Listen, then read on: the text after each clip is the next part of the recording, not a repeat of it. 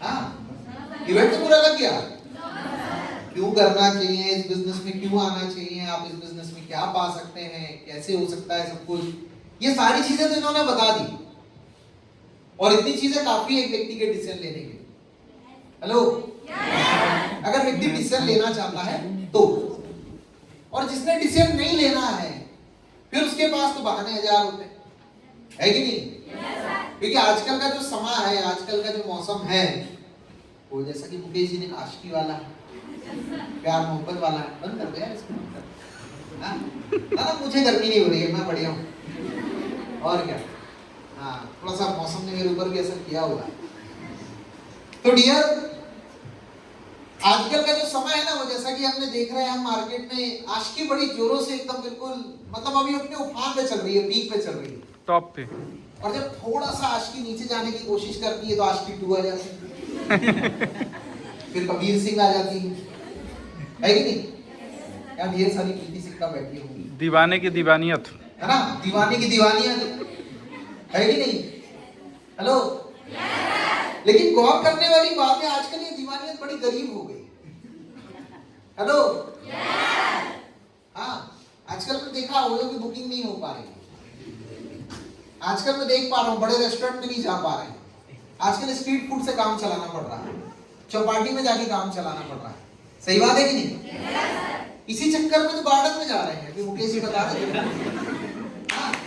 ये तो मौका मिलता तो ओयो की बुकिंग करते, पर क्या करें, पैसे नहीं। हेलो, क्या कर ले, किसी ऐसे के साथ साइट हो गए जो बेचारा खुद कॉन्ट्री करके तो अपनी जिंदगी चला रहा है।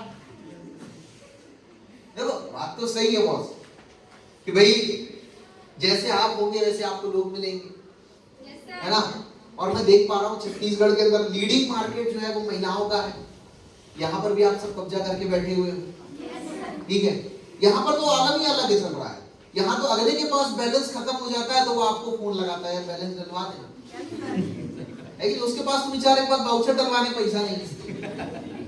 मुकेश जी बोल रहे थे, एक आध बढ़िया सा बंदा देखो, उसके साथ शादी कर लो, अमीर बनने का सबसे अच्छा रास्ता। क्या कर ले, इनको मिल ही नहीं रहा है कोई, वो तो इनकी कमाई में जिंदा है। आज अगर ये छोड़ के चले जाए तो बेचारे की उसकी सिगरेट पीने के बांधे पड़ जाएंगे, उसके पास सिगरेट पीने को नहीं होगा, उसके पास गुटखा खाने को नहीं होगा, वो तो पानी पूरी खाने के लिए भी इनसे पैसे मांगता है। हेलो, क्या कर ले, समा ही ऐसा है। और फिर बची कुची कसर, सर सब ठीक है सर, लेकिन सरकारी नौकरी होती है, उसका क्रेज ही अलग होता है। हेलो, एक सरकारी नौकरी में अधिकारी को काम दिया गया, देख रहे थे हम, SIR का काम बड़ा जोर से चल रहा था कुछ दिनों पहले, जहां देखो बस वोटर लिस्ट छाटी जा रही है, छटनी चल रही है, बहुत सारे लोगों के नाम काट दिए गए। हेलो, एक सरकारी नौकरी वाले को ना काम दिया गया, टास्क दिया गया, वो रात में लगभग 1:30-2 बजे बाइक लेकर घूम रहा था शहर के अंदर। उसकी ना बस स्टॉप के ऊपर एक बंदे के ऊपर नजर पड़ी, उसने उसको ऐसे जगाया, भाई साहब, हाँ जी बोलिए। बोले खाना खाया आपने? बोले काहे का खाना खाया, 2 दिन से खाना नहीं खाया है मैंने। बोले अच्छा, 2 दिन से खाना नहीं खाया है? बोले हाँ जी, बड़ा भूखा हूँ। वो बंदे ने रात भर उसको सोने नहीं दिया। हेलो, वो सरकारी अधिकारी ने रात भर उसको सोने नहीं दिया। रात भर गुजर गई, उसने कहा यार तुमने मेरे से रात में पूछा था कि कुछ खाया कि नहीं खाया, मुझे लगा अब तुम मेरे लिए कुछ बुलवाओगे, अब तुम मेरे लिए कुछ बुलवाओगे, अब तो सुबह हो गई है, अब तो कुछ बुलवा दो। हेलो, बोले देखो मैं कुछ नहीं बुलवा पाऊंगा। तो बोले फिर रात भर जगाया क्यों? हेलो, बोले रात भर जगाया क्यों? बोले जगाया इसलिए था क्योंकि मेरे को टारगेट दिया गया था कि कोई भी आदमी भूखा नहीं सोना चाहिए।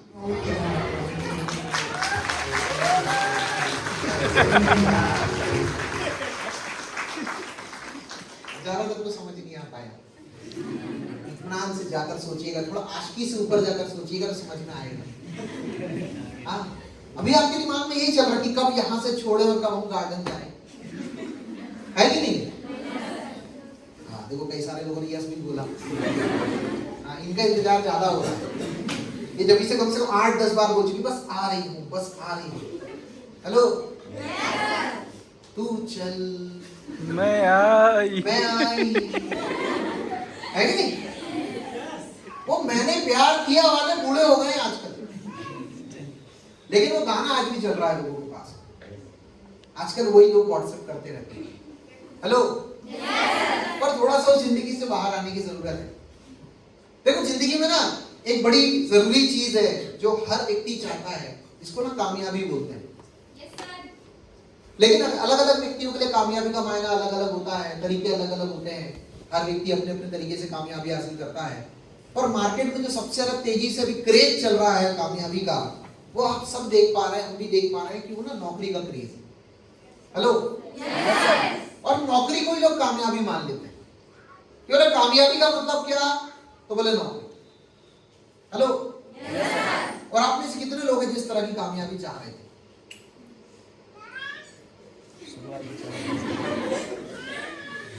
देखो बहुत सारे लोग हाथ नहीं उठा पा रहे, लेकिन चाह सब यही रहे थे, हेलो। मैं भी ऐसे लोगों में से था यार। मैं कौन सा पूछा लोग? लाइक टू इंट्रोड्यूस, मेरा नाम अभिनीत साहू है। मैं भी क्वालिफिकेशन में इंजीनियर हूं, और मैं क्लियरली बोल सकता हूं भाई मैं गलती से इंजीनियर नहीं बना। सोच समझ के मैं गलती से इंजीनियर नहीं बना था भाई, मैं तो इंजीनियरिंग की तैयारी किया था। जैसे सुनील ने बोला ना भाई, मेरे को इतना आइडिया नहीं था उस जमाने में कि कोटा में आईआईटी की तैयारी होती है। तो अपन लोकल में कोचिंग करने थे, लोकल में कोचिंग करके हम जैसे तैसे इंजीनियरिंग के लिए गए, इंजीनियर बने हम। और हम इंजीनियरिंग करने गए तो हमें लगा इंजीनियर बन जाएंगे तो जिंदगी बन जाएगी। वहीं पे हमें बहुत बड़ा करियर दिखाई देता। हमें नहीं पता था कि भाई इंजीनियर बनने के बीच में हमें डायरेक्ट सेलिंग जैसा कोई प्लेटफॉर्म मिलेगा, हम इस प्लेटफॉर्म को एक्सेप्ट करेंगे, एक्सेप्ट करके हम इसे इतने लंबे टाइम तक करेंगे और ये बिजनेस हमें इतना आगे तक लेकर के आ जाएगा कि आज हमें सुनने के लिए कोई पैसे खर्च करेगा, हेलो। हमने नहीं सोचा था इतना कुछ। हाँ, लेकिन वक्त के साथ जैसे जैसे इस बिजनेस में आगे बढ़ते चले गए, समझ में आगे चला गया। क्या होता है ना, इस बिजनेस को लेकर मार्केट में मिथ बहुत चलती है, बहुत सारी मिथ, एक से एक अफवाहें। और हिंदुस्तान में अफवाहों का बाजार जब गर्म होता है ना, तो लोग उस अफवाहों पे बहुत जल्दी भरोसा कर लेते हैं। मैं कल जब निधि लोग और इन्वेस्टर मुझे लेने के लिए रेलवे स्टेशन के ऊपर आए, मैं इनके साथ कार में बैठा, मैंने सवाल किया लोग किस तरह की बातें करते हैं। आप जिन लोगों को इनवाइट किए हुए हैं, जो लोग यहाँ पे हमें सुनने के लिए आ रहे हैं, वो लोग किस तरह की बातें करते हैं, किस तरह के सवाल होंगे। तो इन्होंने कुछ चीजें मुझे बताई, तो मुझे चीजें बता रहे थे ना, तो मुझे अपनी बैक लाइफ याद आ रही थी। क्योंकि जब मैं इस इंडस्ट्री का हिस्सा बन रहा था, जब मैं इस व्यापार का हिस्सा बन रहा था, तो मेरे मन में भी वैसी चीजें चल रही थी और वही चीजें मुझे बार बार रोकती थी। डिसीजन लेने के लिए रोकती थी, काम करने के लिए रोकती थी, इस बिजनेस में टिकने के लिए रोकती थी, इस बिजनेस को ऐसे कैरियर करने के लिए रोकती थी। लेकिन उन चीजों को दूर करते करते मैं आज यहाँ तक आ गया, हेलो।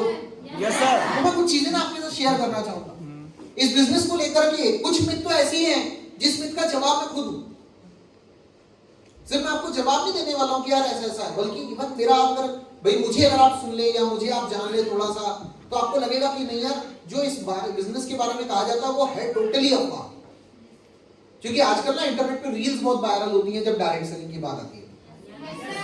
और जब आप रील्स सुनते हैं तो हमारे बिजनेस को लेकर एक मिथ कही जाती है कि इस बिजनेस में कुछ ऐसे लोग आते हैं जिनके पास कोई काम नहीं है। इस बिजनेस में ऐसे लोग आते हैं जिन्हें पढ़ाई करने का मौका नहीं मिला। इस बिजनेस में ऐसे लोग आते हैं जिनके पास कोई करियर ऑप्शन नहीं था। इस बिजनेस में ज्यादातर लोग ऐसे हैं, या इस बिजनेस में ऐसे लोग आते हैं जो बहुत गरीब परिवार से हैं। इस बिजनेस में ऐसे लोग आते हैं जो एक छोटे से गांव से निकल करके आए थे, हेलो। एक्चुअली मेजॉरिटी है, ये मैं बोल सकता हूँ कि मेजॉरिटी लोग हैं जो गांव से आते हैं। अरे तो हिंदुस्तान बसता ही गांव में है, तो अब हम क्या कर रहे हैं? Yes sir. हिंदुस्तान की आबादी का 68-70% हिस्सा गांव से निकल करके आता है। तो जब दुनिया के हर धंधे में, स्कूल, कॉलेज, बैंक, रेलवे वालों में भी हर जगह गांव वाला ही इन्वॉल्व है, तो हम कहां से शहर से लेके आ जाए? लेकिन हम शहर के, हमारी पैदाइश शहर की है। डिस्ट्रिक्ट छिंदवाड़ा मध्य प्रदेश का मैं रहने वाला हूँ। डिस्ट्रिक्ट हॉस्पिटल में ही पैदा हुआ था। मैंने भी जब अपना पासपोर्ट बनवाने के लिए गया था तो जब प्रमाण पत्र मांगा तो लिखा मैंने कि हाँ मैं डिस्ट्रिक्ट हॉस्पिटल में पैदा हुआ, मैं ग्राम पंचायत में नहीं हुआ, हेलो। तो डीएल में शहर का रहने वाला।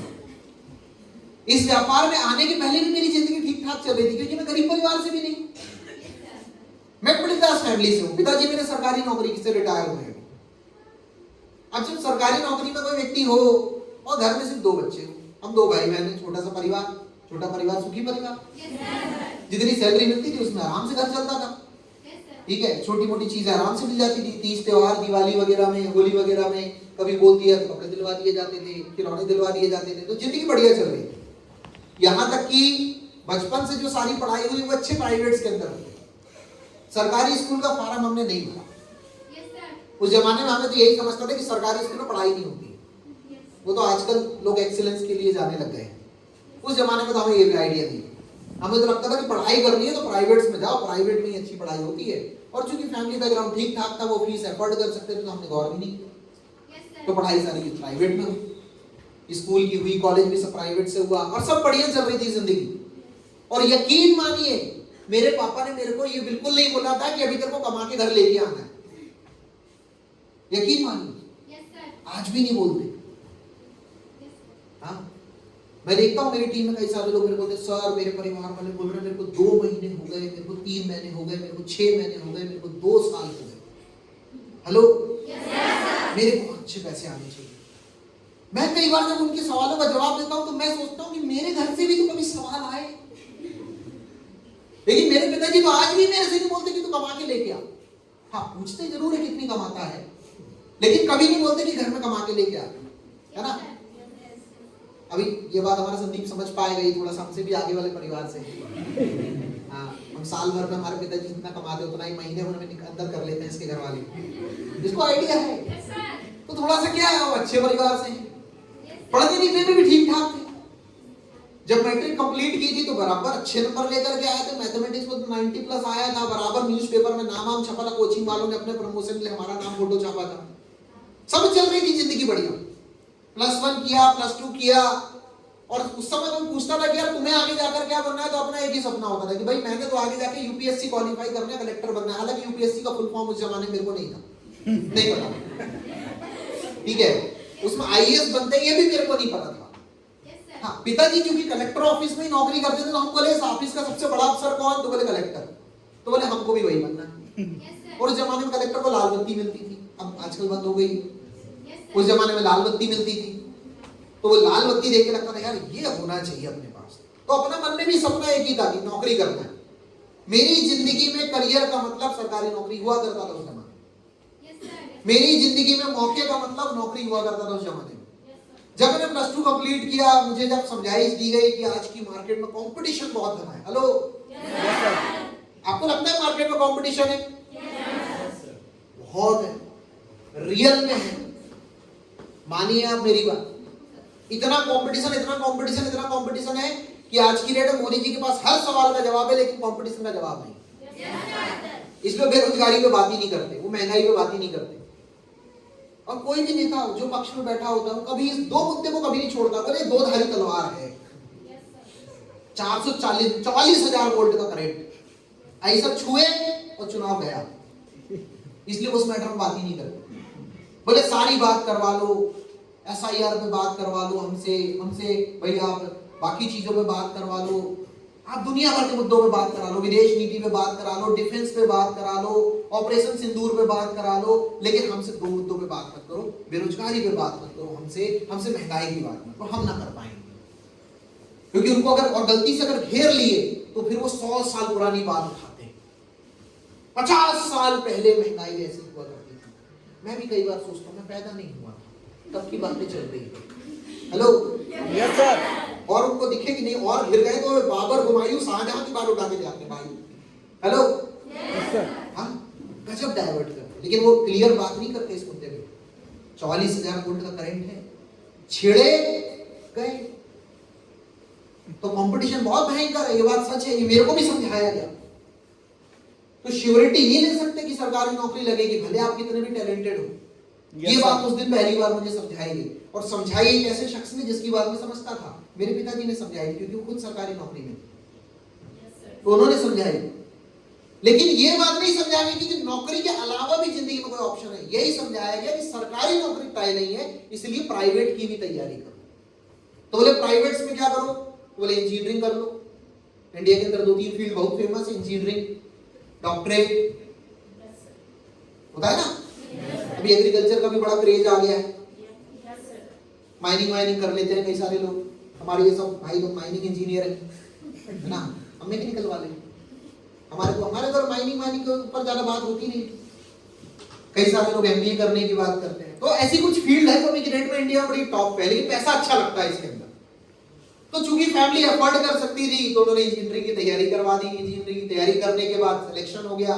सिलेक्शन होने के बाद मध्य प्रदेश के सबसे टॉप इंजीनियरिंग कॉलेज में एडमिशन हो गया। और हमें लगा कि चलो कल को सरकारी नौकरी नहीं भी मिली तो कोई दिक्कत परेशानी नहीं है, इंजीनियर है, 15-20 हजार 50 हजार रुपए तो मिल ही जाएगा।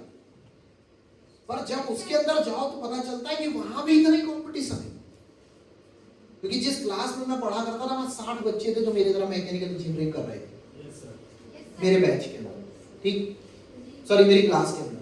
फिर मेरा बैच देखता था, कोई मैकेनिकल इंजीनियरिंग कर रहा है, कोई इलेक्ट्रॉनिक्स कम्युनिकेशन से कर रहा है, कोई कंप्यूटर साइंस से कर रहा है, कोई आईसी से आईटी से कर रहा है, और भी इलेक्ट्रॉनिक्स एंड इलेक्ट्रिकल से कर रहा है। ऐसे अलग अलग ब्रांचेस थी, और भी 4-6 ब्रांच रही होगी, मेरे को नाम नहीं समझ में आते थे। तो जब सारे बैच देखते थे तो पता चलता था कि 600 सुपर बच्चे। फिर कॉलेज के अंदर देखो तो पता चलता है कि हमारे एक ही कॉलेज, एक ही कैंपस के अंदर 11 कॉलेज लगते हैं, जिसमें इंजीनियरिंग के 4 कॉलेज हैं, एमबीए के 2 कॉलेज हैं, फार्मेसी के 3 कॉलेज हैं, और एमसीए के 2 कॉलेज हैं। हम बोले साला 11 कॉलेज लग रहे हैं, टोटल बैच के अंदर 8000 सुपर बच्चे। मध्य प्रदेश के सबसे ज्यादा इंजीनियरिंग कॉलेज भोपाल में, भोपाल के अंदर सबसे बड़ा कॉलेज कैंपस हमारा है, जहां से हम पढ़े। सबसे स्टूडेंट्स हमारी, अब तो यूनिवर्सिटी हो गई, अब उस जमाने में कॉलेज था, ठीक है। अभी अगर आप सर्च मारेंगे तो टीआईटी आपको यूनिवर्सिटी मिल जाएगी। तो ये वाला आलम, ऐसी जगह हम पढ़ रहे हैं। हम बोले यार यहाँ भी भयानक कंपटीशन है, हम तो कंपटीशन से बचने के लिए आए थे, नया कंपटीशन मिल गया। Yes sir. फिर बातें चलती थी, फिर मेम्स बनते थे। हेलो, उस जमाने में मैसेज में मेम्स आते थे, व्हाट्सएप हुआ नहीं था उस जमाने में, 2009 की बात कर रहे हैं। फिर धीरे धीरे व्हाट्सएप का जमाना आ गया तो आजकल व्हाट्सएप पे आते हैं। तो ये दिखाई दे रहा था कि कंपटीशन भयंकर है, तो कोई ऑप्शन मिले तो पकड़ना चाहिए। ये बात 2022 में जब 12th कंप्लीट की तब समझ में आ गई कि अगर कोई ऑप्शन मिल रहा है तो पकड़ लो। जिंदगी में मौका मौका होता है, पता है आपको? कितने लोग ये बात समझते हैं कि मौका मौका होता है? कोई भी नहीं समझता। हाँ तो बस उड़ा लिया। हम सबका हाल पता है कैसा है? एक बच्चा एक गुब्बारे वाले के पास गया, और गुब्बारे वाले के पास जाके क्या बोलता पता है? भैया मेरे को लाल वाला गुब्बारा चाहिए। कौन सा गुब्बारा चाहिए? लाल वाला गुब्बारा चाहिए। वो बोलता है यार लाल वाला लास्ट गुब्बारा यही था, बोले मैंने उड़ा दिया, लाल तो नहीं है मेरे पास। बेटा पीला ले ले, हरा ले ले, ब्लैक वाला भी बहुत अच्छा लगता है, व्हाइट वाले भी है मेरे पास। बोलता नहीं जी मेरे को तो लाल वाला ही गुब्बारा चाहिए। समझिएगा बात, कौन सा गुब्बारा चाहिए? उसने पूछा लाल वाला ही क्यों चाहिए? तो बोले इसलिए चाहिए क्योंकि मेरे को दिखाई दे रहा है कि लाल वाला गुब्बारा उड़ता है। हेलो,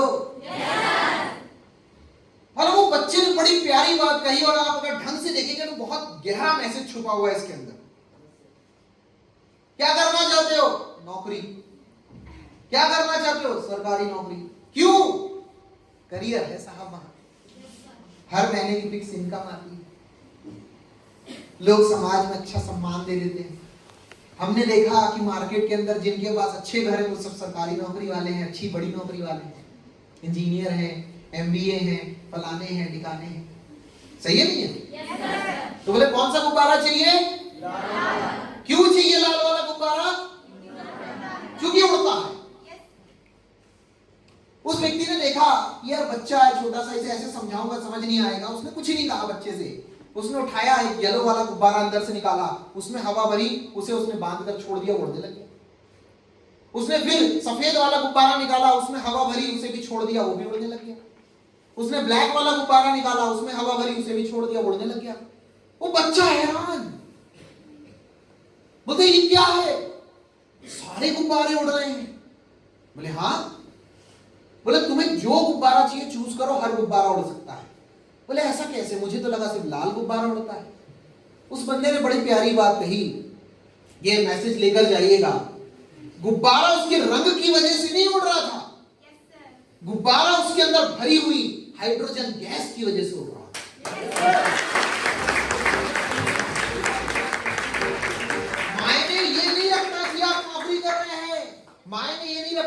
सरकारी नौकरी कर रहे हैं, मायने ये नहीं रखता कि आप प्राइवेट नौकरी कर रहे हैं, मायने ये नहीं रखता कि आप खेती बाड़ी कर रहे हैं, मायने ये नहीं रखता कि आप व्यापार कर रहे हैं, मायने ये नहीं रखता कि आप दुकान चलाते हैं, मायने ये नहीं रखता कि आप डायरेक्ट सेलिंग करते हैं, मायने ये रखता है कि जब जिंदगी में 5 साल के बाद या 10 साल के बाद या 15 साल के बाद देखा जाएगा कि आपने अपनी जिंदगी बनाई या नहीं बनाई, तो आपका करियर सेटल होना चाहिए। अगर आप सेटल हो मतलब वो फील्ड करियर बनाती है डियर बॉयज, फिर चाहे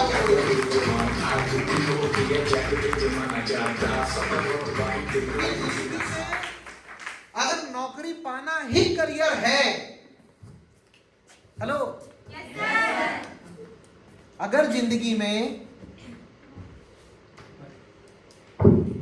अगर नौकरी पाना ही करियर है ना, तो मुझे लगता है अदानी अंबानी से बड़ा बेरोजगार कोई नहीं, मार्क जुकरबर्ग से बड़ा बेरोजगार कोई नहीं।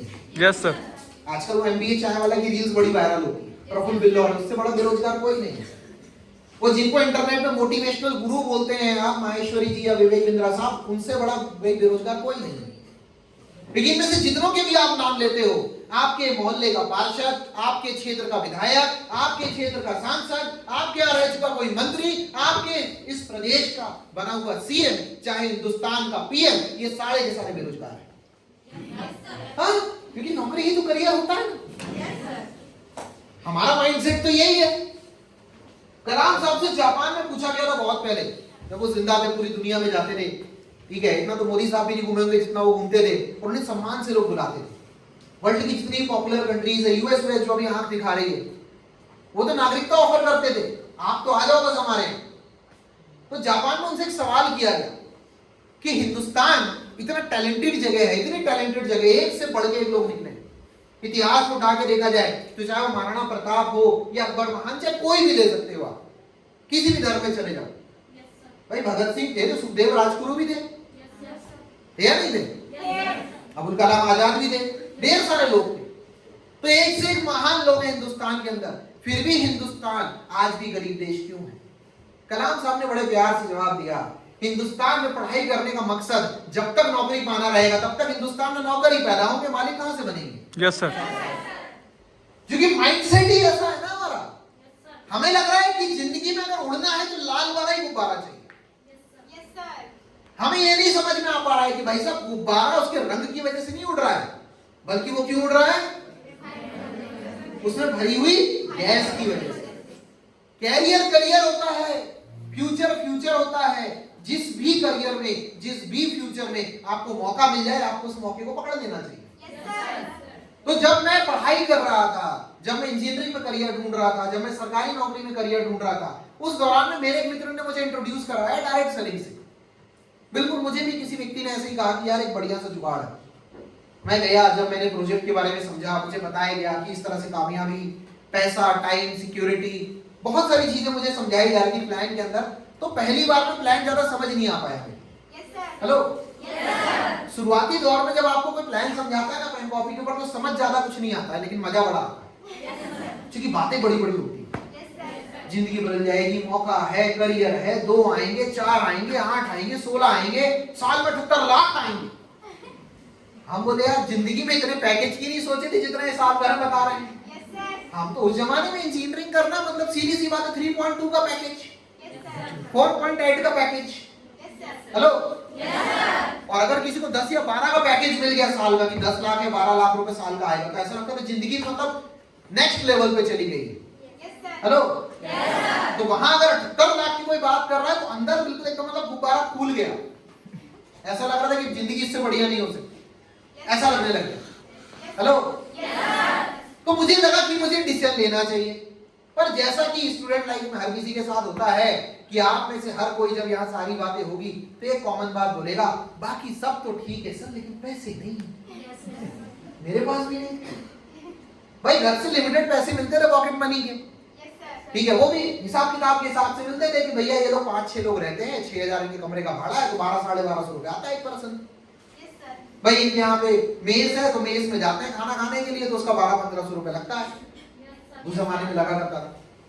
भाई ज्यादा से ज्यादा थोड़ा बहुत अगर भाई में बैलेंस डलवाना है तो उसके हिसाब से वाउचर मिल जाते थे।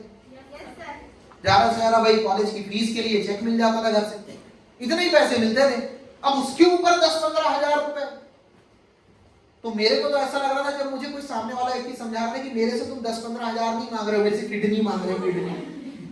यस, हाँ, स्टूडेंट लाइफ होती ही ऐसी है।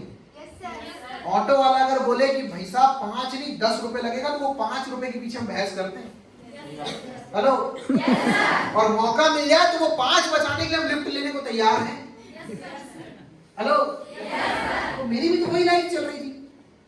तो मुझे लगा कि यार तुमने 10-15 हजार मतलब मेरे से किडनी मांगी है, और मैं किसी चीज को बोल रहा हूं सर मैं कमाने आया था, कमाने, दिल लगाने का मत बोलो।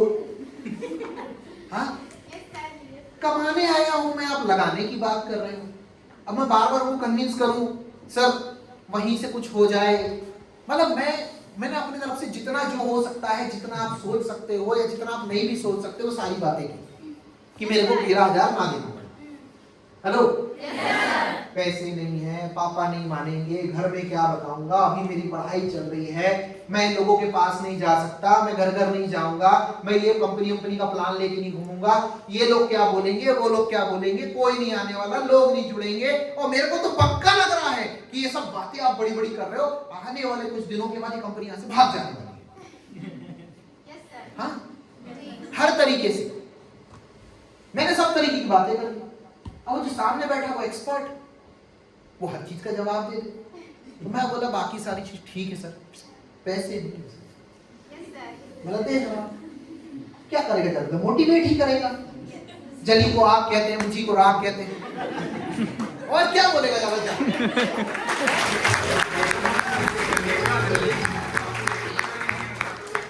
तो चाह रहा था कि तुम मेरे से कुछ ऐसी बात कर दो कि तुम बोल दो कि ठीक है नहीं है पैसे मत डाल, पैसे कुछ शुरू कर। पर शुरू से अंत तक एक ही चीज बोले, पैसे लगेंगे।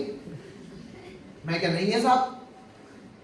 तो मैं सोच रहा था कि कुछ जुगाड़ हो जाए, लेकिन वहां पे अलग ही कहानी बन गई। उन्होंने मेरे को दरवाजा दिखा दिया, बोले ठीक है नहीं है तो आप जा सकते हैं। भारी बेइज्जती। हाँ, जेब में भले कौड़ी ना हो, पर ऐसा लगता है कि इज्जत भयंकर है हमारी, पक्का है हमारी समाज के अंदर। किसी ने कुछ कैसे बोल दिया हमको। हेलो, सच बताओ, ईगो नेक्स्ट लेवल का होता है हमारा। Yes sir. हाँ, भले मार्केट में चलते फिरते फिर भी ईगो नेक्स्ट लेवल का होता है हमारा। हाँ, जेब में फूटी कौड़ी ना, फार्म भरवाने पैसा नहीं था मेरे पास, 11,000 की तो छोड़ दो आप। लेकिन मैं वहां पे बातें ऐसी कर रहा था, तो उन्होंने बोला ठीक है सर, नहीं कोई दिक्कत नहीं है, जाइए आप। मैं उठ के चल पड़ा, मेरे को लगा शायद बुलाएंगे वापस, बुलाएंगे नहीं वापस। हाँ, बोले यार और बेइज्जती। तो मैं बोला जब इतनी बेइज्जती करवा ही लिए तो थोड़ी और करवा लेते, हम पेशेंट चल के खुद वापस आए। देखो जिंदगी में ना 3 तरह के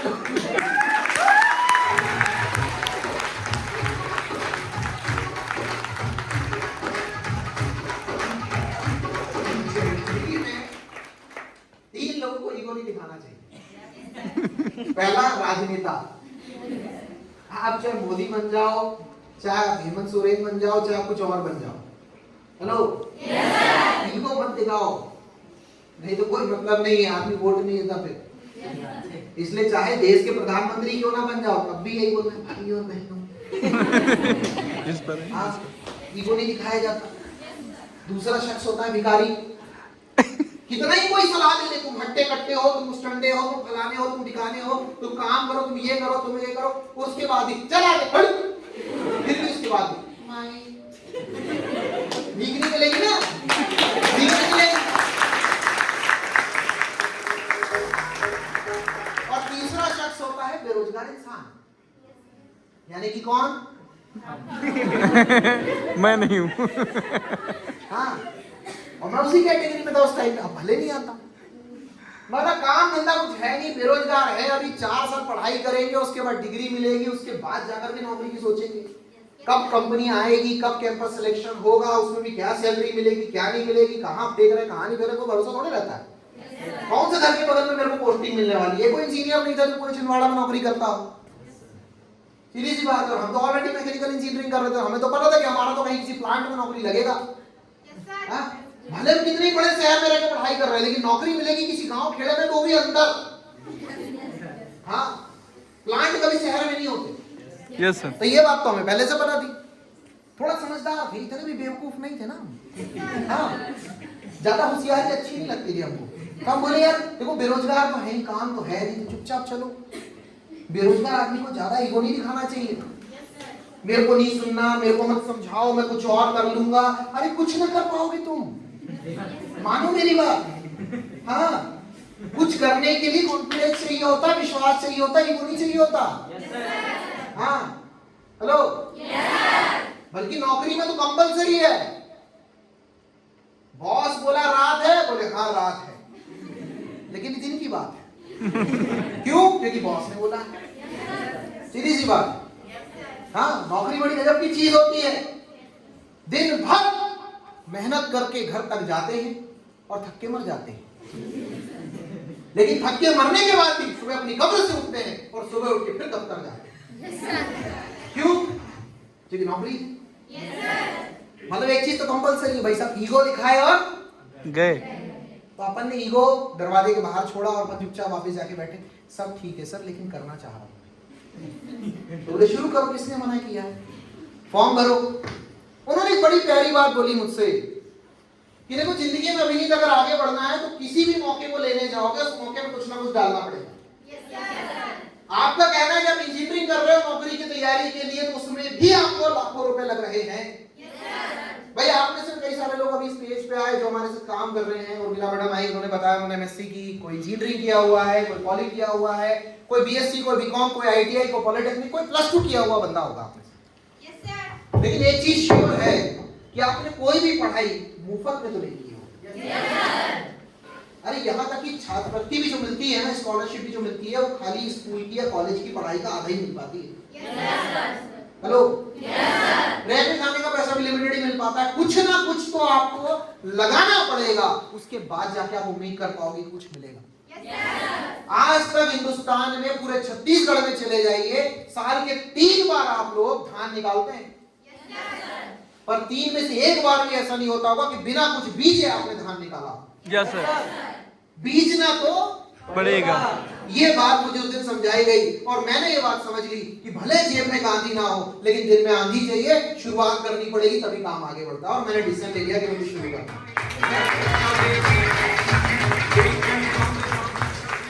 मैंने घर में बात की, मुझे पता था कि मेरे पास पैसे का जुगाड़ घर से ही होना है। और मुझे ये चीज पूरी तरह से क्लियर थी कि मेरे घर वाले नहीं मानेंगे इस काम के नाम पे, क्योंकि उनका तो सीधा सीधा कहना था कि तुमने तो इंजीनियरिंग करनी है तो पढ़ाई करो। तो मैंने पापा से कहा पापा कॉलेज की फीस दे दी।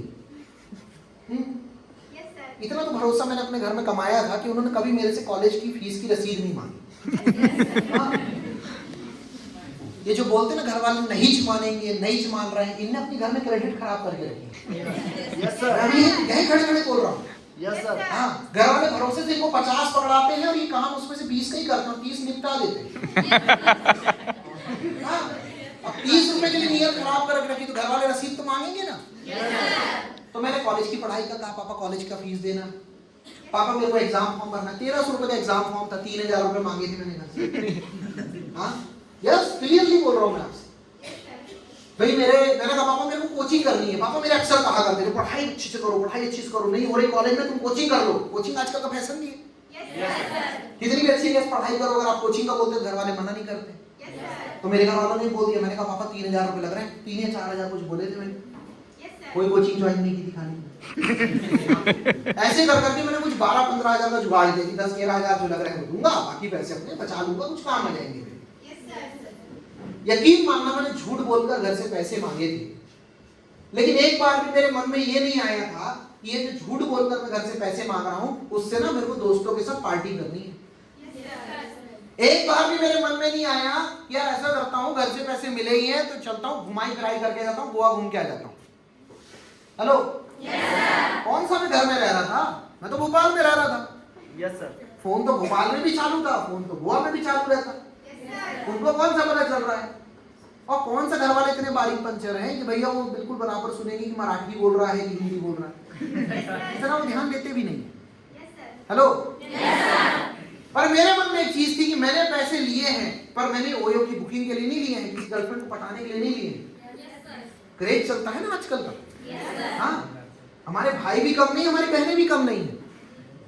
जहां देखो स्थिति बीमार बैठे, हजारों मर गए फिर भी लाखों तैयार बैठे। हाँ, बैलेंस डलवा देते, बुकिंग कर देते, ओयो की बुकिंग कर देते। हेलो, चलना है, अभी तो वैलेंटाइन डे भी आ रहा है। हाँ, फिर उसमें पूरा चलता है हफ्ते 10 दिन, रोज डे, प्रपोज डे, हाँ दुनिया भर के डे चलते हैं, चॉकलेट डे, हाँ टेडी बियर डे। अभी बीच में मैं देखा वो एक मूवी आई थी, उस मूवी में बोले आजकल की डेट में गर्लफ्रेंड बनाना बहुत महंगा है बोले। हाँ, बहुत पैसा खर्चा करना पड़ता है। हाँ, लड़का कितना भी बोले तुझ में रब दिखता है यारा मैं क्या करूँ, लड़की सामने से बोल देती है अगर रब दिख रहा है तो माथा टेको, चढ़ावा चढ़ाओ और पीछे वाले को आने दो।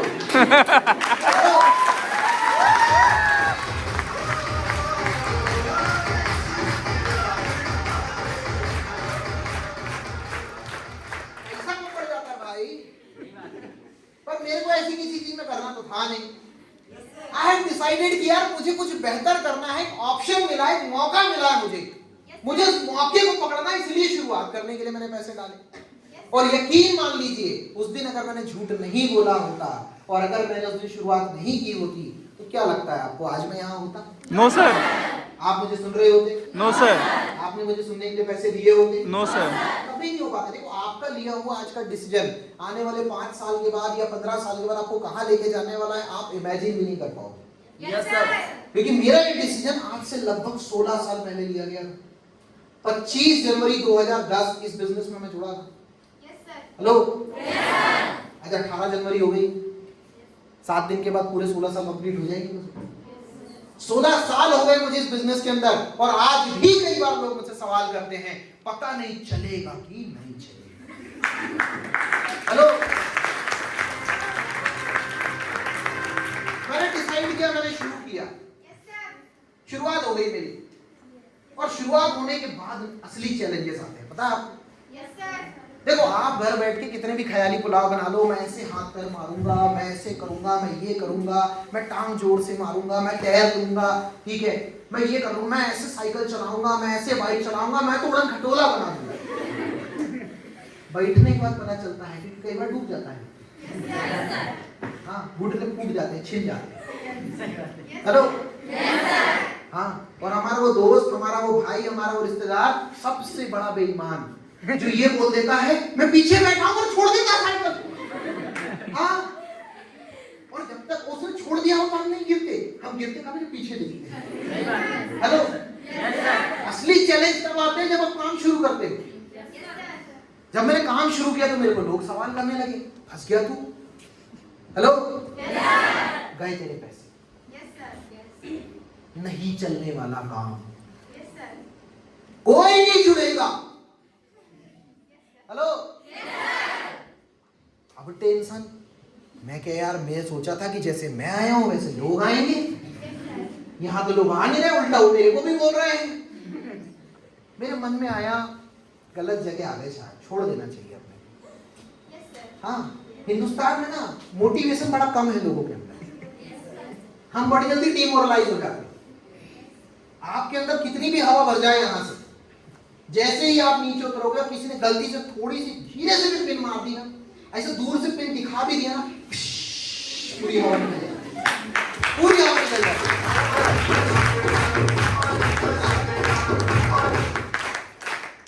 लेकिन कैसे हम जिएंगे अगर सोचते रहेंगे कि जिंदगी के हर कदम पे लोग क्या कहेंगे? Yes sir.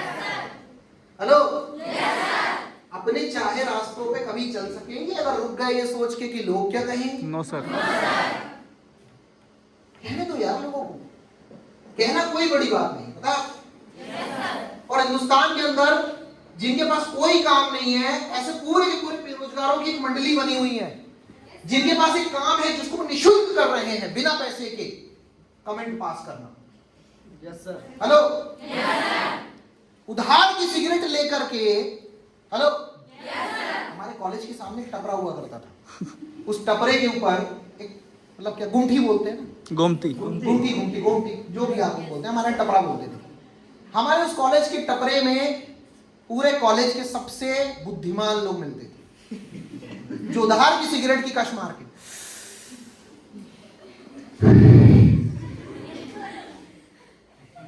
कंपनी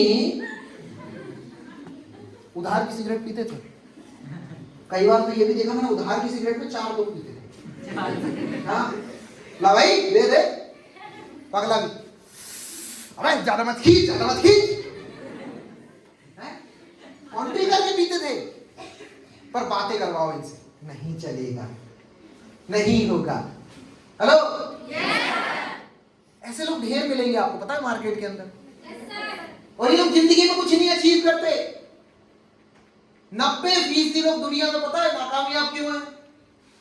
90% से ज्यादा लोग नाकामयाब है मार्केट में, हर फील्ड के अंदर, ना सिर्फ डायरेक्ट सेलिंग के अंदर। पता नाकामयाब क्यों है? क्योंकि किसी काम को शुरू करने के पहले ही वो सोच लेते कि वो नहीं चलने वाला। हेलो,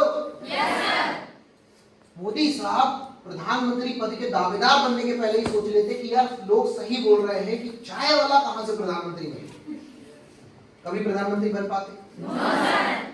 हिंदुस्तान पहले ही ये सोच लेता यार हमारे पे तो अंग्रेजों ने आक्रमण कर दिया, हमारे तो सारी की सोने की चिड़िया लूट के ले गए, हम कहां दुनिया की चौथी सबसे बड़ी सुपर पावर बन पाएंगे? कभी बन पाते? अरे ढेरों लोग हैं दोस्त, ढेरों लोग जिनसे किसी को कोई उम्मीद नहीं थी। लोगों ने मान लिया था कि इनसे कुछ नहीं हो पाएगा, लेकिन उन्होंने जिंदगी में इतनी अपार सफलता हासिल की कि लोगों की जुबान पे ताले लग गए। यहां तक कि कुछ लोग तो गिरगिट की तरह बदल गए। हेलो, जिनके ना आते थे जवाब, उनके सलाम आए। घर में भले था नीम का पेड़, लेकिन फिर भी आम।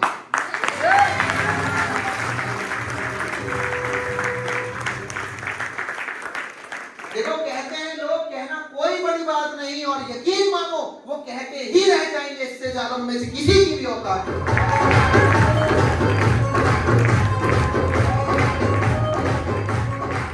मेरे ये बात समझ में आ गई कि यार लोग सिर्फ बातें कर रहे हैं, उनके पास कोई तथ्य नहीं है।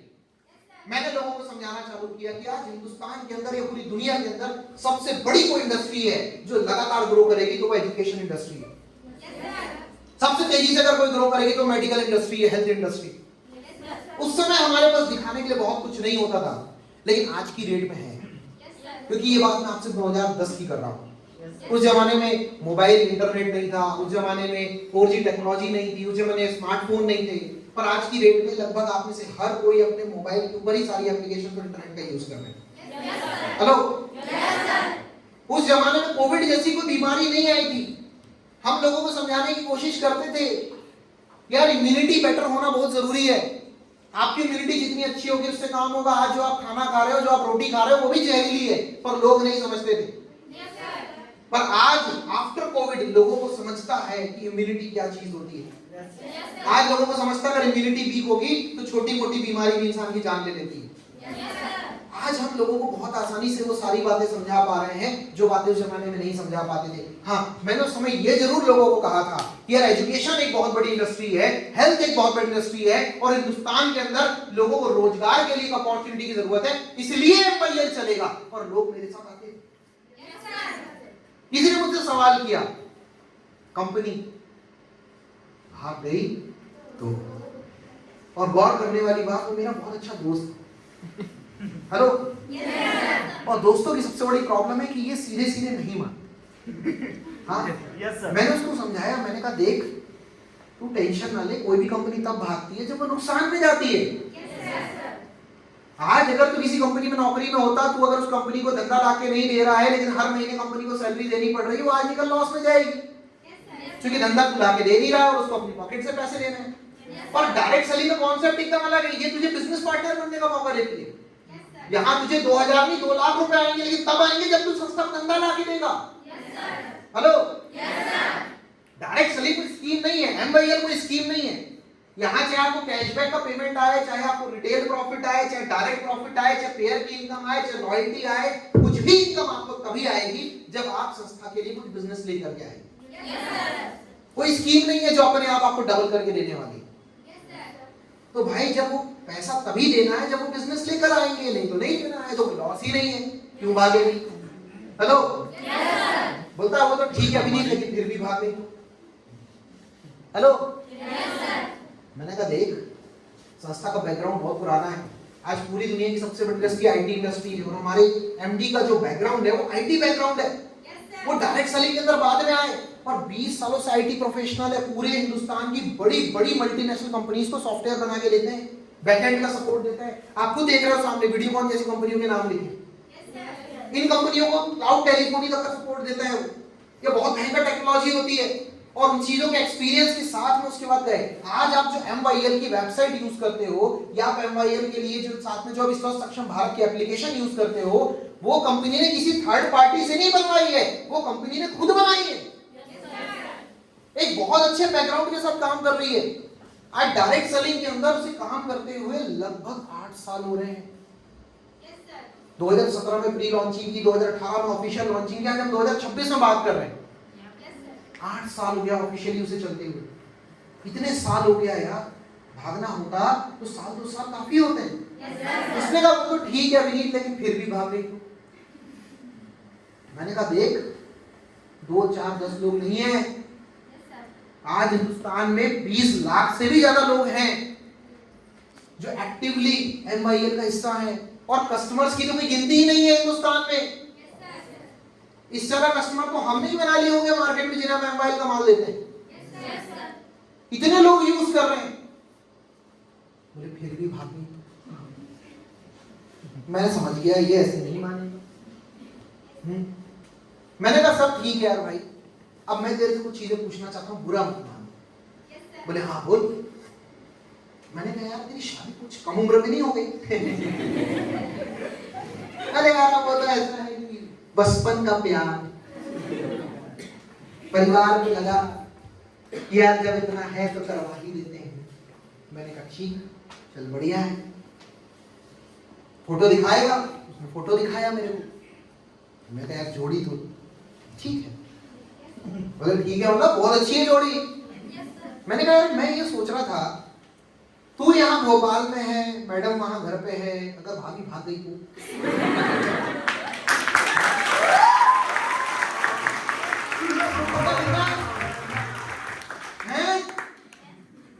ऐसे कैसे भाग जाएगी? देख भाई, बचपन का प्यार है। हाँ, गाना तो अब आया है और बचपन का प्यार है।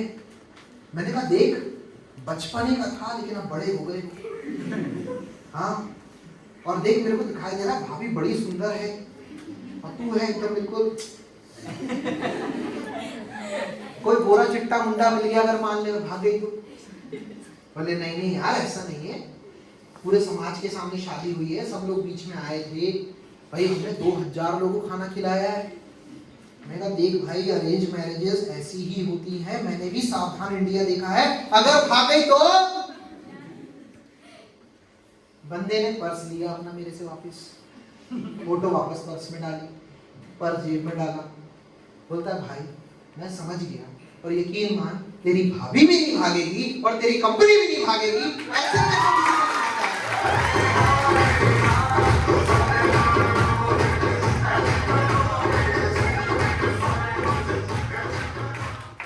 बंदे ने 1,02,000 की डिस्ट्रीब्यूटरशिप ली, मास्टर शॉपी ली, उसने छोटी शॉपी भी नहीं ली। हाँ, इकट्ठा 1,02,000 रुपये से डाला। अभी बहुत अच्छा पैसा कमा रहा है मेरी टीम। तो लोग मिलते चले गए, लोग सवाल करते गए, मैं जवाब देते गया। किसी ने कहा यार इस काम में घूमना बहुत पड़ता है। हेलो, घर घर जाना पड़ता है, तेल मालिश करनी पड़ती है, सामान बेचना पड़ता है। हेलो, आपको पता है दुनिया में हर इंसान कुछ ना कुछ बेच रहा है। कौन नहीं बेच रहा है यार, मुझे बताओ। हर कोई बेच रहा है, दुकान में अपने किराना का सामान, मनिहारी का सामान बेचता है। एक व्यक्ति डॉक्टर बन जाता है, लाखों रुपए खर्च करता है, 50 लाख करोड़ों रुपए तक खर्च करने लगे हैं लोग, और उसके बाद डॉक्टरी कंप्लीट करके जब अपना एक क्लिनिक खोल के बैठता है तो लोगों को इलाज बेचता है। एक व्यक्ति जब मेडिकल स्टोर खोलता है और मेडिकल स्टोर के अंदर करोड़ों की दवाइयां रखता है, वो दवाइयां बेचता है। आज ये होटल वाला अपने होटल का हॉल बेच रहा है।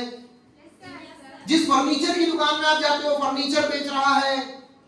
जो व्यक्ति ये स्पीकर का किराया ले रहा है हमसे, वो स्पीकर का किराया बेच रहा है। जो व्यक्ति मोबाइल की दुकान चला रहा है, मोबाइल बेच रहा है। अमेज़न आपको होम डिलीवरी बेच रहा है। हेलो, एक व्यक्ति जब किसी सरकारी नौकरी के अंदर जाता है तो उसने पिछले 15-20 सालों में कितनी अच्छी पढ़ाई की, कंपटीशन की कितनी अच्छी तैयारी की, वो तैयारी बेचता है जब जाके उसे नौकरी मिलती है। एक व्यक्ति जब किसी प्राइवेट या सरकारी नौकरी में लग जाता है तो उसे कितना काम आता है, वो अपना टैलेंट, अपने मेहनत और अपना समय बेचता है, तब जाके उसे पैसा आता है। एक टीचर दुनिया को पढ़ाई बेचता है, तब जाके पैसा कमाता है। एक कबाड़ी वाला व्यक्ति भी कबाड़ बेचता है, तब जाके पैसा कमाता है। हेलो, तो जब हर इंसान बेच ही रहा है, कोई अपना टैलेंट, कोई अपना समय, कोई अपनी मेहनत बेच रहा है, तो अगर आप यहाँ लोगों को एक अच्छी सेहत और एक अच्छा एजुकेशन और लोगों को एक अच्छा रोजगार बेचकर पैसा कमा रहे हैं, तो गलत क्या कर रहे हैं? Yes sir. हेलो,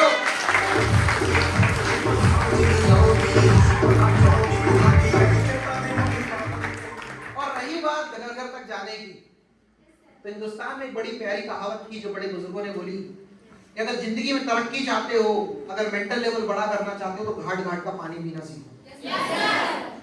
आपने कौन कौन से घाट पे पिया है?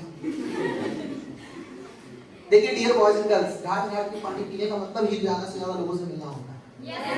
और जब भी आप कुछ बड़ा करने जाओगे ना, तो वो घर में बैठ के नहीं होता।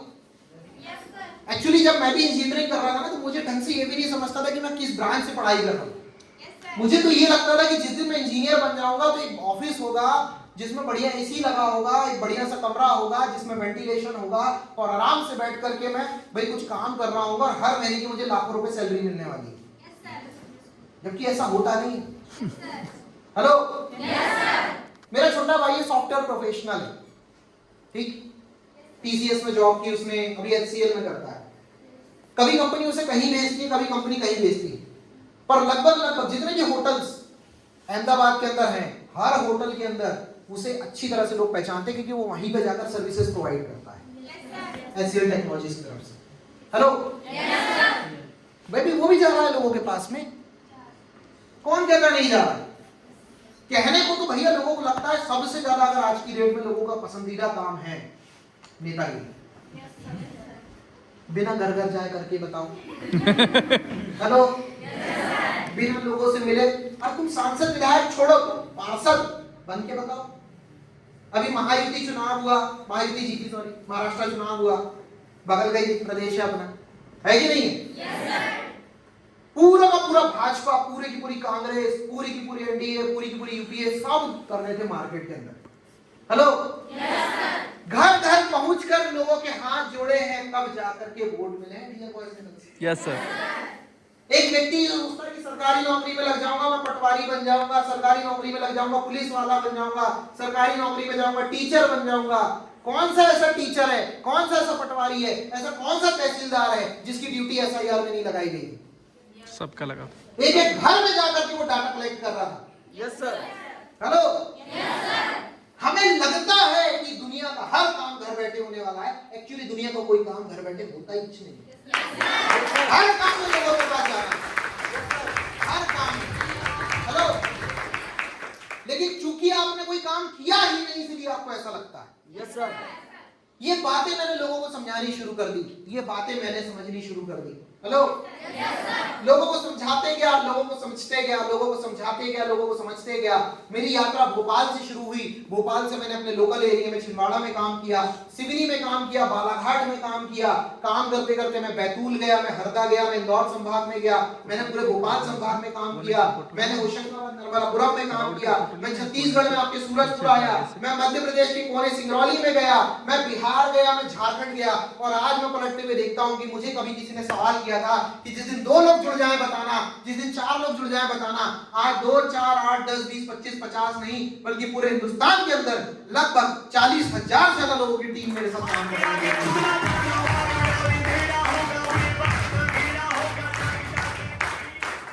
लोग आते हैं। हेलो, लोग हैं काम की तलाश में, आप उन तक पहुंचिए तो आप उन्हें बताइए तो। सबसे बड़ी समस्या क्या है? हम बिना कुछ सीखे, बिना कुछ जाने, बिना कुछ समझे ही दाव लगा देते हैं। हेलो, देखिए दुनिया के हर काम को सीखना पड़ता है। बिना सीखे तो साइकिल भी नहीं चलाई जा सकती, और ढंग से सीख जाओ तो एरोप्लेन भी उड़ जाता है। और पूरा खेल सीखने का है। मुझे ये बात समझ में आने लग गई थी और मैंने सीखना शुरू कर दिया और डियर वहां से मेरा बिजनेस चलना चालू किया और करियर सेटलमेंट की तरफ पहुंचा। मैं समझ गया था कि मौका लाल रंग के गुब्बारे में, पीले रंग के गुब्बारे में, काले रंग के गुब्बारे में नहीं है, बल्कि मौका उसके अंदर भरी हुई हवा में। मौका सरकारी नौकरी में नहीं है, मौका सिर्फ खेतीबाड़ी में नहीं है, मौका सिर्फ किसी का मजदूर बनने में नहीं है, किसी होटल में जाकर के नौकरी करने में नहीं है, किसी दुकान में जाके काम करने में नहीं है, मौका सिर्फ इंजीनियर बनने में नहीं है, मौका सिर्फ एक प्राइवेट नौकरी में करने में नहीं है। मौका तो मौका है जो मुझे पहचानना है। मैंने डायरेक्ट सेलिंग को मौके की तरह लिया।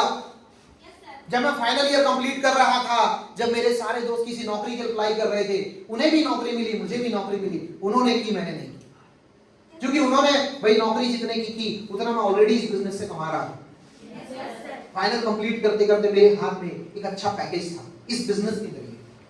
मेरे पास 4 साल का एक्सपीरियंस था जो किसी भी कंपनी के अंदर मेरी दावेदारी को मजबूत कर रहा था। उनके पास सिर्फ डिग्री थी जिसे लेकर के वो बैठ रहे थे, मैं डिग्री के साथ 4 साल का एक्सपीरियंस लेकर बात कर रहा हूं। हेलो, और आप कहीं भी चले जाइए, आप कितनी भी डिग्री कर लीजिए, अगर एक व्यक्ति 90% की डिग्री बना के बात कर रहा है, दूसरे के पास भले 60 की हो, लेकिन अगर 60 वाले के पास अनुभव है तो प्रायोरिटी हमेशा 60 वाले को दी जाती है। यकीन मानिए, हमें प्रायोरिटी दी नहीं, बट हमने रिजेक्ट कर दिया। नौकरी में कंपनियां रिजेक्ट करती है, हमने कंपनी को रिजेक्ट किया। यस सर, आज भी हमें नौकरी बड़ी आसानी से मिल सकती है, बट हम करना ही नहीं चाहते। हमें कुछ अलग चीज समझ में आ चुकी है। हमने मास्टरेट करना शुरू किया, हमें लगा चलो मास्टरेट करेंगे, थोड़ा बड़ी डिग्री आ जाएगी और कुछ बड़ा करियर मिल जाएगा। उस समय भी हमने उतने लेवल पे इस बिजनेस पे ऐसे करियर नहीं लिया था शायद। भाई मास्टरेट करना चालू किया, लेकिन मजे वाली बात ये थी कि मास्टरेट जब मैं कर रहा था ना, उस समय अपनी खुद की बाइक से कॉलेज जाया था। बाइक उसके पहले भी थी मेरे पास, मेरे पिताजी ने दिलाई थी मुझे 10वीं कक्षा में, लेकिन उसके बाद मेरी खुद की कमाई की बाइक, और अपनी कमाई की बाइक चलाने का मजा ही कुछ और होता है। हेलो, हवा में बात करने लग जाता है। मैंने एमबीए ड्रॉप किया 1 साल कंप्लीट करने के, 1 साल कंप्लीट भी नहीं किया था मैंने, 1 साल के बाद ड्रॉप कर रहा था मैं। 4 एग्जाम दिए थे मैंने, मुझे याद है 4 पेपर दिए थे। मेरे दोस्त मुझे समझा रहे थे, आपके दोस्त भी समझाएंगे। हेलो, पढ़ाई मत छोड़ो। नहीं यार, मैं तो छोड़ने का डिसाइड कर चुका हूँ। बोले अभी तू पागल हो। हेलो, मैंने कहा बिल्कुल सही सोच रहा है, पर तुझे इस चीज की जानकारी नहीं है कि मुझे पागल हुए 5 साल हो गए।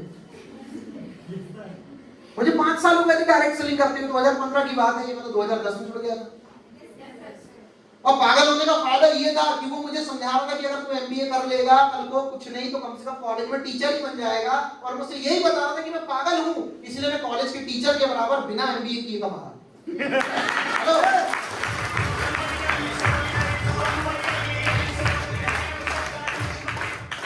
मैंने एमबीए ड्रॉप किया, उसके अगले 1 साल के अंदर मेरे पास अपनी लाइफ का एक सबसे बड़ा अचीवमेंट स्टार्टिंग का सिर्फ 24 साल की उम्र में आया। उस समय रिकॉर्ड था ये अपने आप में कि सिर्फ 24 साल की उम्र में मैं अपने ग्रुप के अंदर 10.5 लाख की फोर्ड इको स्पोर्ट ले आया। हालांकि अभी तो ऐसा ही हमारे रिकॉर्ड टूट चुके हैं कि हमारे बीच में एक से बढ़ के एक महानुभाव, हमारी बहनें, हमारे भाई बैठे हुए 20-20 साल की उम्र में ये लोग कार्य करते हैं। 22 साल की उम्र में ले आए ये लोग, हमारा रिकॉर्ड बहुत पहले टूट गया। हम जो काम 24 में कर पाए, ये लोग 20-22 में कर गए। ये आदमी 6 साल में 30 लाख कमा के बैठा, कहाँ गया? सुनिए ये, हाँ, इसका पिछले 1 साल का इनकम 10 लाख के ऊपर है। 1 साल में 10 लाख के ऊपर कमाया, 1.5 लाख रुपए महीना कमाता है। मैं जिंदगी में 1 लाख रुपए महीना 2017 में पहुंचा, मेरे को 7वां साल लग गया था महीने का लाख रुपए पहुंचने में। ये 6 साल में आदमी 1.5 लाख कमा रहा है। रफ्तार है आज की डेट में हमारे बिजनेस में। 7वां साल 2017 जब मुझे इस बिजनेस के अंदर हुआ, मैं 1 लाख रुपए महीना कमाने लग गया। कभी सपना होता था कि इंजीनियर बनेंगे, एक्सपीरियंस हो जाएगा, बड़ी कंपनी में जाएंगे, या कलेक्टर लग जाएंगे, तो इतनी सैलरी मिलती है। कितनी मिलती है हमें नहीं पता भैया, लेकिन ऐसा सुना था हमने कितनी मिलती है। वहां तक पहुंच गए थे इस बिजनेस के जरिए। उस बीच में घर में एक मेडिकल इमरजेंसी आई, पिताजी को हार्ट प्रॉब्लम हुई, मैंने इलाज करवाया। मुझे घूमने में डर नहीं लगा क्योंकि मैं ऑलरेडी बहुत घूमता था इस बिजनेस की वजह से। मुझे ये टेंशन नहीं था कि नए इलाके में कैसे जाऊंगा, नए व्यक्ति से कैसे बात करूंगा, डॉक्टर से कैसे चर्चा करूंगा, इलाज कैसे कराऊंगा, और पैसे तो थे मेरे पास।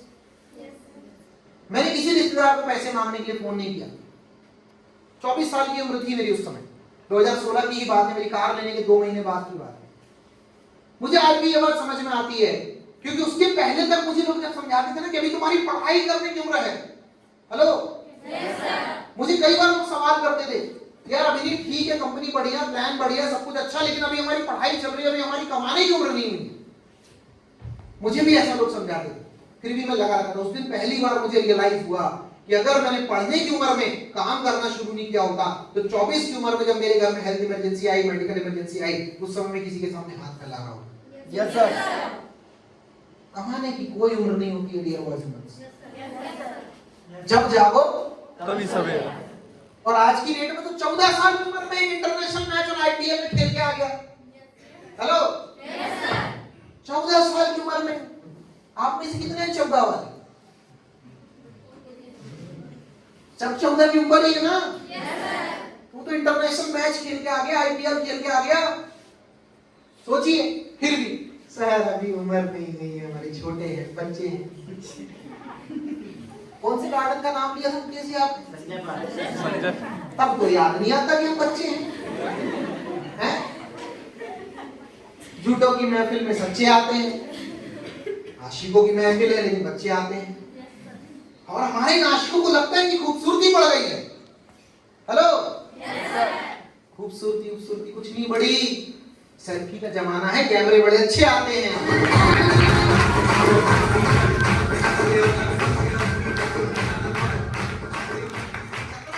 लाख रुपए तक मैं पहुंच गया। 2019 में मेरे घर से फोन आता है मेरी माता जी का, बोले बेटा वो फलाने व्यक्ति आए थे, वो कहते हैं कि लड़का तुम्हारा कंपनी करता है, शादी नहीं होगी इसकी। हेलो, लोगों के पास में नए बम रहते हैं, पता है आपको? एक से एक बम फोड़ते हैं लोग। पहले काम नहीं चलेगा, लोग नहीं जुड़ेंगे, पैसे नहीं आएंगे, लंबा नहीं चलेगा, अब बोले शादी नहीं होगी। हाँ, मेरा उस समय 5000 लोगों का ग्रुप था। मैंने मम्मी से कहा मुझे टेंशन मत लो। हेलो, 5000 लोग ढूंढ सकता हूँ, एक और ढूंढ लूंगा।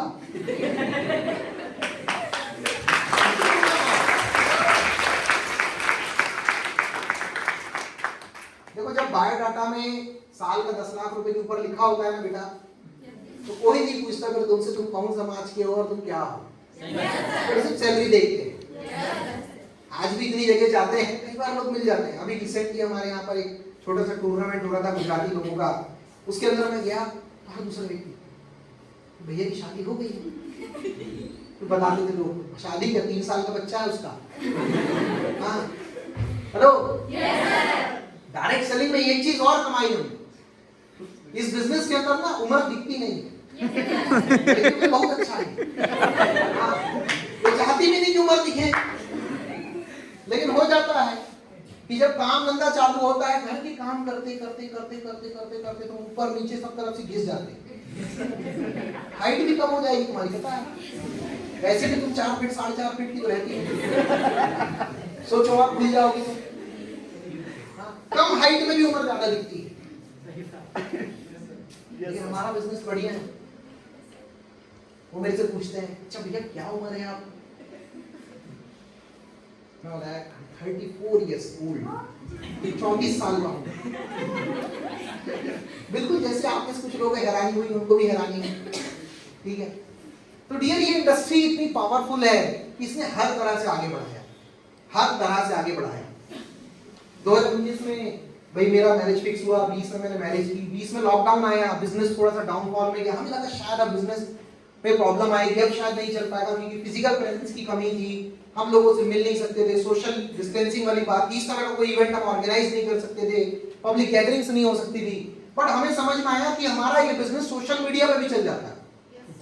हमने इंटरनेट का इस्तेमाल करना चालू किया, हमने वीडियो कॉल करने चालू किया, हमने जूम का इस्तेमाल करना चालू किया, हमने वेबएक्स का इस्तेमाल करना चालू किया, हमने ज़ोहो का इस्तेमाल करना चालू किया, और हमने इस बिजनेस के जरिए अगले 2 महीने के अंदर इनकम को 2 लाख रुपए महीना क्रॉस कर दिया। 2020, 2021, 2022 जब हिंदुस्तान में पहली, दूसरी और तीसरी वेव चल चल रही थी, जब लोगों का बिजनेस धराशायी हो रहा था, जब लोगों के जमे जमे धंधों में भी काम नहीं चल रहा था, जब लोगों को नौकरियों से निकाला जा रहा था, जब लोग पदयात्रा करने के लिए मजबूर थे, उस समय उन 2 सालों के अंदर इस इंडस्ट्री से, बिजनेस से मैंने कुछ 30 से 35 लाख रुपए कमाए थे डियर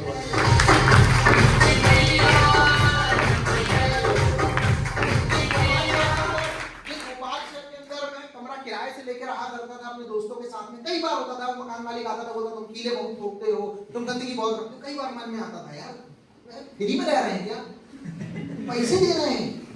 बाद में रियलाइज होता था, वो ये बताने की कोशिश करता है कि मकान मालिक है वो और हम किराएदार हैं। Yes sir. हमें समझ में आया अपना मकान होता कोई नहीं बोल पाता।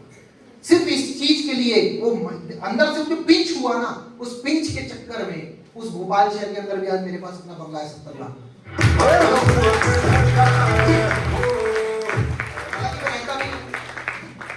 अपने घर में ही रहता हूँ, मेरे माता पिता के द्वारा जो बनवाया गया घर है उसकी वैल्यू 1 करोड़ के ऊपर होगी आज की डेट में, रेनोवेट किया हुआ है मैंने उसे। तो डियर जिंदगी बहुत बढ़िया चल रही है।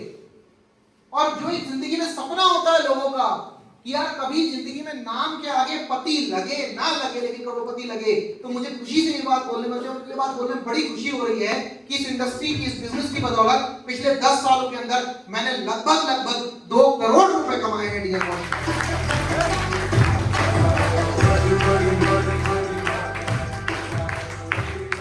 महीने का 4 से 5 लाख रुपए आता है मुझे इस बिजनेस से। पर ये सब कुछ हुआ, हेलो यस सर, क्यों हुआ? क्योंकि एक डिसीजन लेना पड़ता है, विश्वास करना पड़ता है। सबसे बड़ी प्रॉब्लम क्या है